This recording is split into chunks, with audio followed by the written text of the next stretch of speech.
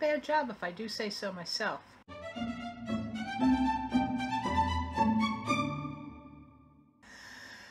Hello friends, welcome back to my channel. I'm Cecile, the plus size costumer, and this week's video is all about my chemise. In my first video, I said I was going to be making a natural form gown. For that, I will need undergarments for the time period. But this is my first fully historic costume, and I don't have any historical undergarments, so I need to make them. All of them. That's a chemise, a corset, and drawers. About 6 or 7 months ago, I bought Laughing Moon Mercantile's pattern number 100, the Victorian ladies' underwear from 1840 to 1900. Since the natural form era is roughly between 1877 to 1883, this pattern should be perfect. It had the chemise, the corset, and the drawers. Everything I needed. Finally, in July, according to the timestamp on my video clips, I started the chemise and the corset. Now, I have been procrastinating on getting this finished because life. Though I actually did have a valid reason for procrastinating. I needed someone to help mark the hem. My nibbling also sews, though they're more about upcycling in modern quirky fashion rather than anything historical. But they're my sewing buddy. People who sew and have friends or family members who sew develop a kind of shorthand about sewing stuff. So while I love my fiance, I don't go to him with sewing problems because he just doesn't understand. Whereas with my nibbling, I mention a problem and they will often come up with a couple of different solutions. I think it's because Nibbling and I both have a theatrical costume background. So when I needed help marking the hem, I asked them. Though it's mostly because they can get down on the floor a heck of a lot easier than my fiance. But enough about that. I think it's time to get on with the video. So, here we go. I started by doing some thread pulling. This is a great way to make sure the fabric's cut edges are at right angles with the straight of the grain. But it's boring AF to watch. So I drastically cut this part of the video. You're welcome. In a future video, I will show you how to start thread pulling, if you really want to know how. It's simple, really.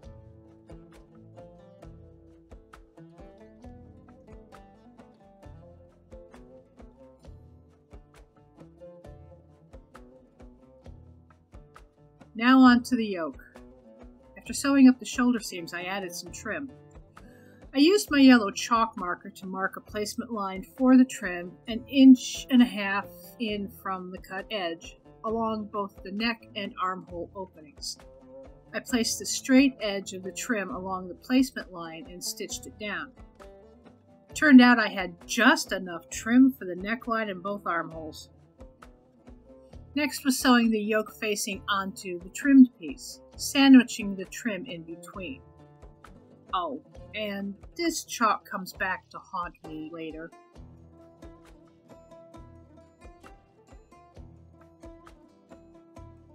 Once I was done stitching, I trimmed the seams, clipped the corners, ironed it to set the stitching, clipped the curves, and turned it right side out.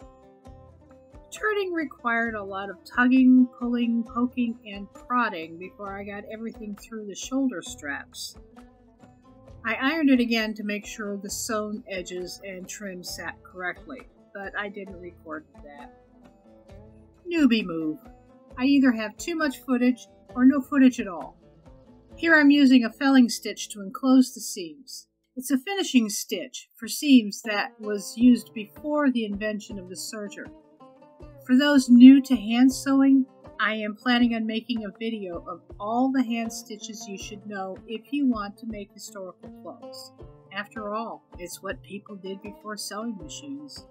Then I sewed the yoke facing down with invisible stitches. Now this is the part that took the longest time, trying to even out the hemline. I started by pinning the seams together to help me get a better idea of how even or uneven the hem was. And I just kept trimming and cutting but then started to wonder if I was going to trim too much and end up with a camisole. Turned out I didn't need to worry. I had added gores at the side seams because of my body shape. I have saddlebag hips, thunder thighs, and an oversized belly. And the gores helped to make sure that I had enough room to sit without worrying about popping a seam. Now, even though the seam edges of the gores were even with the seam edges of the chemise, the hem edges of the gores were higher than the hem edges of the original chemise body. I don't totally understand why. Now, the body of the chemise, as patterned, has just a slight flare from the underarm to the hem. But even with that, there still wasn't enough room for my lower half. So, flat on the table, the hem is even. But when I put it on, thanks to my body shape, it did not look even on me.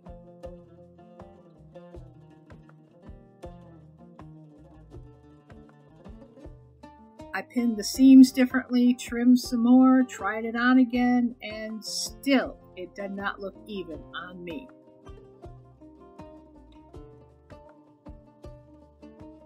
And believe it or not, the yoke was sitting properly on my shoulders.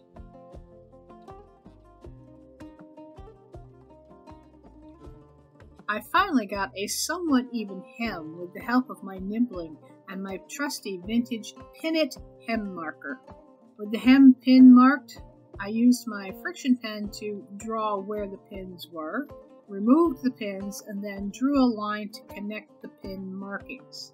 This is now the fold line. I then drew a cutting line a ½ inch down from the fold line and cut off the excess. This ½ inch is now part of the seam allowance.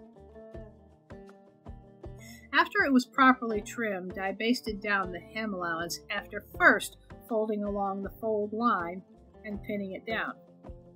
To keep the hem from having excess bulk, I trimmed away about 1/4 inch of the hem allowance and then ironed it to remove the friction pen marks and to have the fabric lay correctly because of all the curves in the hem. Rule of thumb for hemming skirts: the straighter the skirt, the wider the hem allowance. When the hemline starts to curve, reduce the hem allowance. If you make a wide hem on skirts with a curved hem edge, they tend to end up with strange ripples, which can make an otherwise beautiful garment look amateurish. As I look at that hem, I can't help but wonder what will happen with the hems on my skirts and petticoats for my natural form dress. I think I'll hem the petticoat skirts before I attach them to the waistband. Then I'll put the waistband on me and pin the petticoats to it. That way, my body shape will be taken into account and be the proper hem length, so I won't have to worry about them hanging weird. The dress hem, however, may be problematic. We'll have to wait and see. Next, I used my sewing gauge to make sure my hem was ½ inch deep and then pinned it. The sewing of the hem was done by hand. I'd finally gotten the linen thread and beeswax I ordered, and after waxing the thread, used it to sew the hem. Running your thread over beeswax before stitching smooths the thread, reduces fuzz, and keeps the thread from tangling when you stitch. I ironed the hem again and removed the basting threads, which I saved and wound onto an empty spool to be used again. You should always save your basting thread, especially if it's polyester or polycotton. No sense adding more plastic into the waste stream, though this was cotton thread. There are now only 3 kinds of thread I will get: cotton, linen, and silk. I've got a shoebox full of polyester thread that I guess I'll use for basting and such. Finally, it was on to the neck opening on the yoke. Remember how I said the chalk would come back to haunt me? This is when I noticed how the yellow chalk made the trimmed yoke edges look dingy. I'd have to give this a good washing when I was done. Note to self: no more yellow chalk on white fabric. I decided to find the perfect buttons, but when I read through the instructions, I couldn't find anything about the button size. So I went looking through my button stash to find something. Looking at the instructions once more, I found this on the back page under Notions. 2 small buttons or hooks and eyes. So I settled on 2 5/8" buttons. Now that that was done, I seriously needed to figure out how to sew down the opening. I hadn't sewn it properly in the first place, and I wasn't about to take out all that stitching. I needed to figure out how to make it look like I'd sewn it correctly the first time, because it looked like crap, and the instructions weren't very helpful. I finally lapped the opening and stitched it. Then I trimmed the raw edge of the seam with my pinking shears and stitched it down to the front of the chemise. You can see the stitches, but that's okay. It's underwear. Nobody's going to see it except me and my fiance. Then it was on to the buttonholes and the buttons. Taking the buttons I planned to use, I figured out where I wanted them. Then using the button, I marked 2 dots to figure the length of the buttonhole I needed, and using my sewing gauge, drew a line between them using the 5/8" mark. Then using my buttonhole chisel and the mini cutting mat, I cut the hole. When hand-working buttonholes, you cut the holes first, then sew the buttonhole stitches. In the past, I've had trouble sewing buttonholes. I always did something wrong and couldn't figure out what. Bernadette Banner, another historic costumer, has a wonderful video showing how to make hand-worked buttonholes. I'll put the link in the description. Her instructions are excellent. They're done at a good learning pace with very clear and concise instructions. The demonstration in the video shows very clearly what to do. It's not too fast and not too slow. Except I had to watch it 3 times before I figured out what my problem was.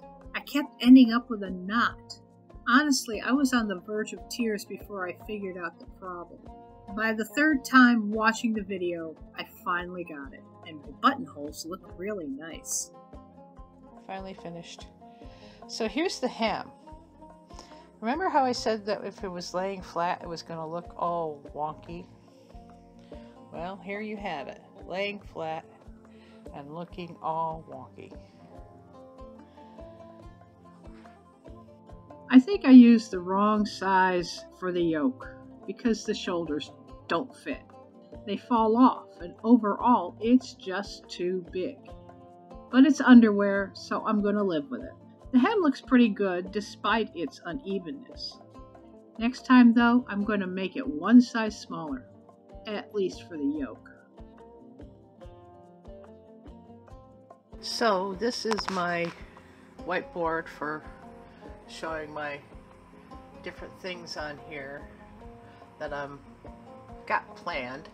My wish list and all the things I need to do for my natural form gown. I finished the chemise, so little dopamine thing. Let's cross some things off here. We did the check the length, we did the hem, so the chemise is done. Next is the corset, and I don't have the drawers on here.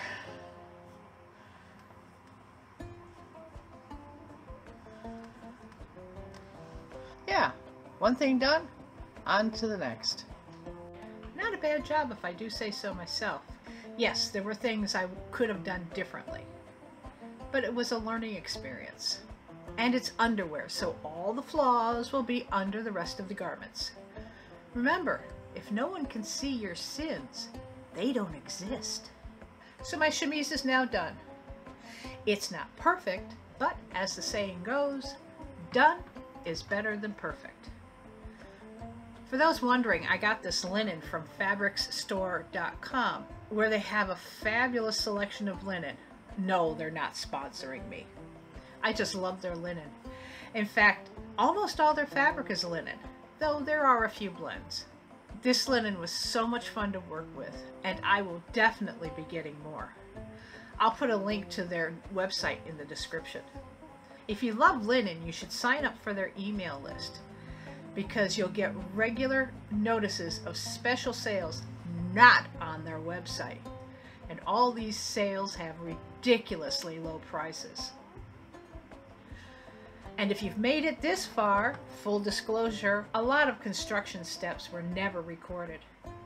But with almost 9 hours of raw footage, that's probably a good thing.